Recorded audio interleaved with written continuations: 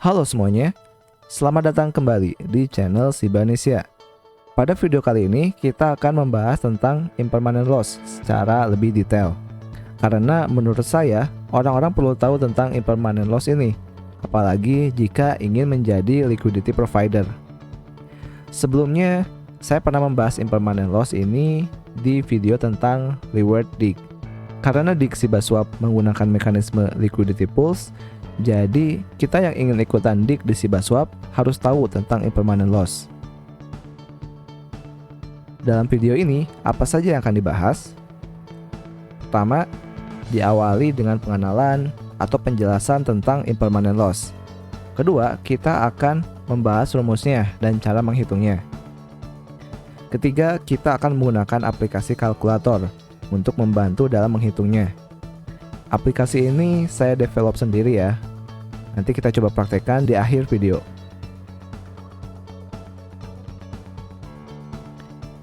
Mari kita mulai dari apa sih impermanent loss ini? Impermanent loss adalah suatu selisih atau perbedaan nilai aset jika kita hanya menyimpan atau menghold saja dengan jika kita staking ke dalam pools. Misalkan, kalau kita hanya hold saja di wallet, jika dihitung nilai asetnya adalah $100. Sedangkan, jika ikut ke dalam liquidity pools atau kita staking di pools, nilai asetnya yang kita punya malah menjadi $80. Nah, selisihnya dari 100 dan 80 adalah impermanent loss. Dalam contoh ini, $20 adalah impermanent loss-nya. Sesuai dengan namanya, impermanent loss ini adalah kerugian tidak tetap atau belum terjadi. Namun, bisa benar-benar terjadi jika kita withdraw atau kita lepas status liquidity provider kita, yang tadinya impermanent loss menjadi permanent loss. Kemudian, adakah cara untuk menghindari atau memperkecil impermanent loss? Yang pertama, kita tunggu harga kembali ke semula. Namun kemungkinannya sangatlah kecil. Atau kita tunggu saja sampai impermanent loss-nya tidak begitu besar, baru kita bisa withdraw. Kedua, memilih rasio yang tidak begitu besar, atau selain 50/50. Contohnya 80/20, 95/5, atau 98/2. Tapi di Uniswap atau Sibaswap tidak ada pilihan rasio ini, hanya 50/50. Ketiga, kita provide liquidity yang perubahan harga token atau koinnya tidak terlalu besar, atau volatilitas harganya tidak terlalu tinggi. Contohnya adalah stablecoin seperti USDT, DAI, USDC, dan lain sebagainya. Jadi opsi ketiga ini kita memilih pair yang kedua tokennya adalah stablecoin. Contohnya adalah pair USDT dengan DAI. Sekarang kita masuk ke rumus dan cara menghitungnya. Tenang ya, jangan dulu panik karena tidak sesulit seperti kalkulus. Protokol Automated Market Maker atau AMM seperti Uniswap dan SushiSwap menggunakan persamaan yang sangat sederhana. Saya yakin Sibaswap pun menggunakannya. Nah, persamaannya adalah X kali Y sama dengan K. Dan X adalah token A, contohnya Ethereum, Y adalah token B, contohnya Bond, dan K adalah produk konstan atau konstan produk dari pool. Untuk bisa lebih dipahami lagi, kita akan masuk ke kontrak address dari pair ETH dan Bond. Nah, ini ya. Bisa dilihat sendiri di sini. Jadi X-nya itu adalah jumlah aset Ethereum-nya. Contohnya di sini adalah 7.646 ETH. Dan Y-nya adalah jumlah aset Bond. Contohnya di sini adalah 15.532, sekian Bond. Nah, kedua aset ini masukkan ke dalam persamaan yang tadi untuk menghitung konstan produk. Jadi 7.646,97 kali 15.532.812,77. Hasilnya adalah 118 miliar. Nah, 118 miliar ini adalah konstan produknya. Nah, konstan produk ini akan digunakan untuk menghitung jumlah aset jika terjadi perubahan harga. Kita sekarang masuk ke rumus selanjutnya untuk menghitung jumlah aset.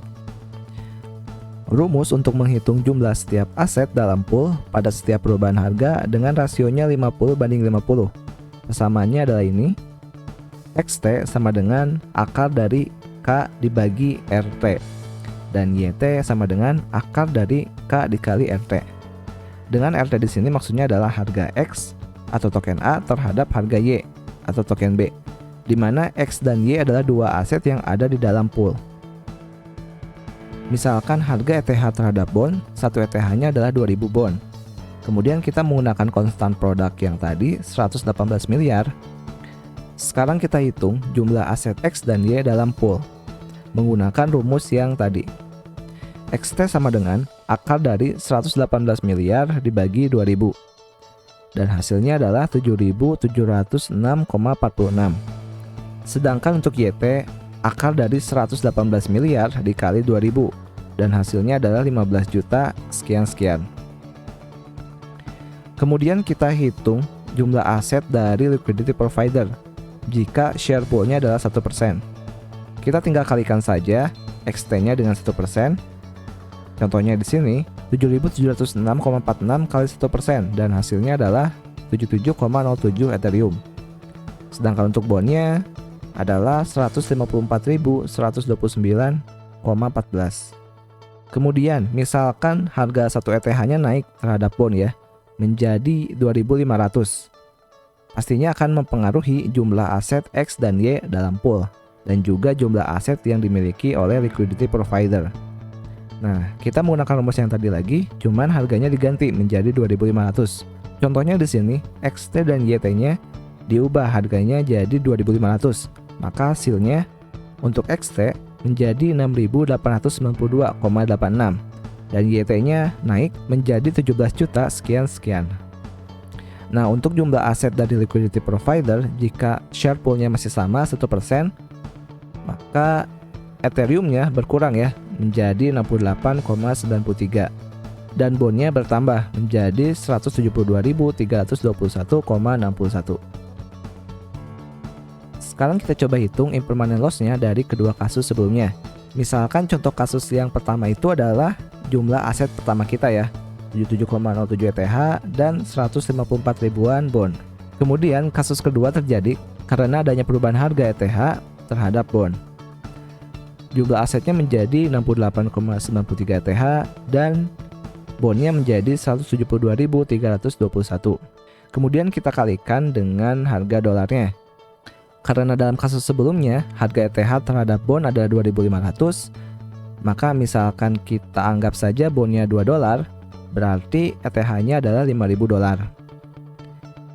Kita coba hitung dan hasilnya, jika kita hold saja aset yang kita punya, maka total nilainya adalah 693.608 dolar. Kemudian karena kita ikut liquidity pools, nilai aset kita menjadi 689.293 dolar. Jika dilihat sekilas ya, terjadi pengurangan ya. Nah, kita coba hitung pengurangannya. Hasilnya adalah 4.315 dolar. Nah, 4.315 dolar ini adalah impermanent loss-nya.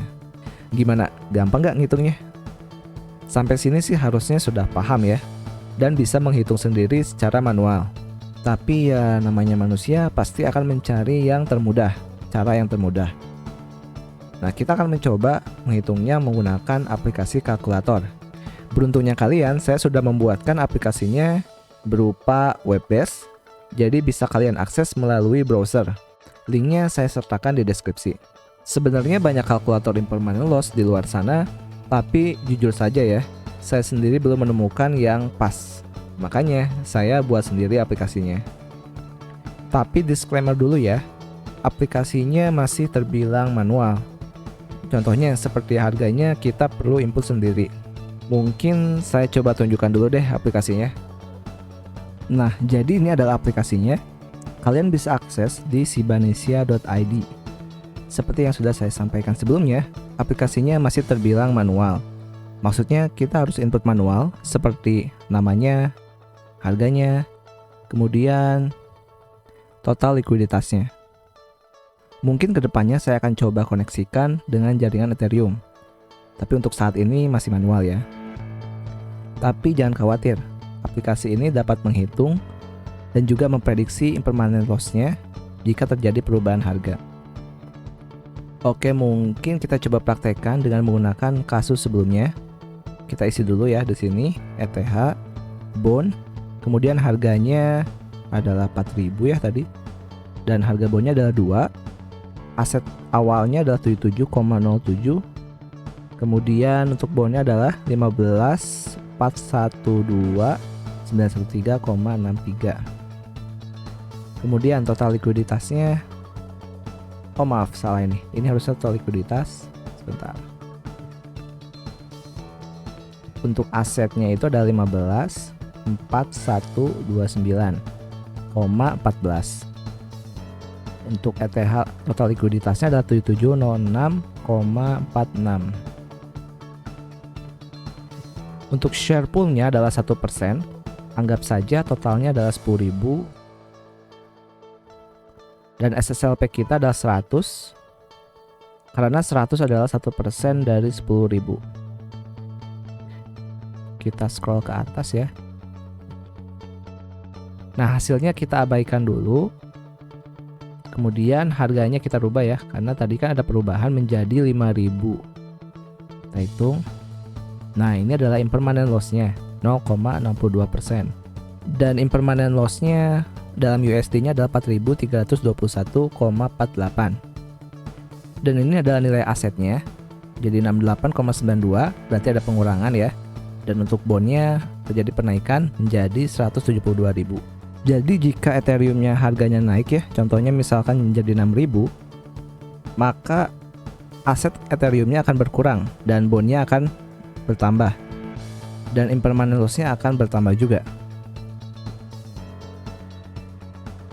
Misalkan kita ubah juga harga bondnya misalkan menjadi $10 ya. $10. Nah, impermanent loss-nya menjadi lebih besar, menjadi 15,73%. Dan ini ada asetnya akan berubah juga. Sekarang saya coba praktekkan lagi dengan kasus yang lain dengan menggunakan aset saya ya. Sebelumnya aset saya untuk Ethereum-nya adalah 0,0148431 dan bondnya adalah 3,81351. Kemudian untuk total likuiditasnya kita bisa cek di Bonevalue. Kita masuk ke Bonevalue. Kemudian masuk ke sini ya. Pairs, klik all dan pilih bond ETH. Nah, ini adalah total likuiditasnya, tapi di Bonevalue hanya pembulatannya saja. Untuk melihat total likuiditas tanpa pembulatan, kita bisa langsung cek saja di Etherscan. Nah, kita view ya. Klik view. Nah, kita cek di sini dan ini adalah total likuiditasnya. Kita input ya, 7583,73. 7583. Sorry, 7583,73.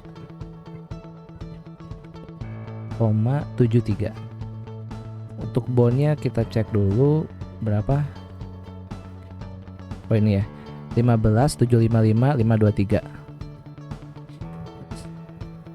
523. Kita cek lagi. 0,27. Untuk SSLP-nya kita bisa cek di Sibaswap, masuk ke Wolf, kemudian pilih pair-nya. Di sini adalah bond ETH contohnya, dan ini adalah total SSLP-nya 331.850,9637. 331.850, berapa ya tadi? 9637. Untuk SSLP-nya sebenarnya bisa dicek di sini ya. Cuman saya tidak tahu ya kenapa. Mungkin lagi error atau gimana sih Sibaswap-nya ketika diklik blank. Oke, tidak apa-apa. Untuk SSLP saya itu adalah 233.489. Kemudian kita masukkan harganya. Untuk bondnya tadi berapa ya? Sebentar. Untuk harga Ethereum-nya kita bisa cek di CoinMarketCap. Ini adalah harga Ethereum-nya 3286,28. 3286,28. 3286, 3286,28. Dan untuk bondnya kita bisa cek di Sibaswap, harganya bentar. 1,5818. 1,5818. Nah, ini adalah impermanent loss saya. Jika saya hold saja, maka nominalnya harusnya adalah 54,81 dolar. Sedangkan saya kan ikutan di Sibaswap dan harga pun berubah ya. Harga ETH-nya dan bondnya, dan ternyata impermanent loss-nya adalah 3,23%. Dan loss-nya adalah sekitar 19,86 dolar. Misalkan nih, harga bond ternyata naik ya, menjadi 5 dolar. Nah, maka impermanent loss-nya menjadi 8,19, berkurang ya. Dan kalian pun bisa cek lagi ya, misalkan memperkirakan harganya misalkan menjadi 4.000. Nah, impermanent loss-nya menjadi naik ya, 12,13%. Jadi seperti itu untuk menggunakan kalkulator ini. Ya, sebelumnya mohon maaf ya, masih manual. Mungkin nanti saya akan coba update mengkoneksikannya dengan jaringan Ethereum. Tapi sampai sini semoga bermanfaat ya. Kalkulatornya bisa menghitung dan memprediksi impermanent loss-nya jika terjadi perubahan harga. Kalian bisa akses aplikasi ini di website sibanesia.id. Saya sertakan linknya di deskripsi. Ingat ya, sibanesia.id, bukan .com. Karena website sibanesia.com bukan saya yang megang ya. Untuk sibanesia.id, isinya saat ini masih kalkulator impermanent loss aja. Belum ada yang lain. Mungkin kedepannya saya akan coba update informasi di sana juga. Oke, mungkin sudahi dulu ya pembahasan tentang impermanent loss. Semoga dengan menonton video ini kita tahu tentang impermanent loss dan tahu juga cara menghitungnya. Jika video ini bermanfaat, kalian bisa like dan share ya. Oke, terima kasih yang sudah menonton dan sampai jumpa di video selanjutnya.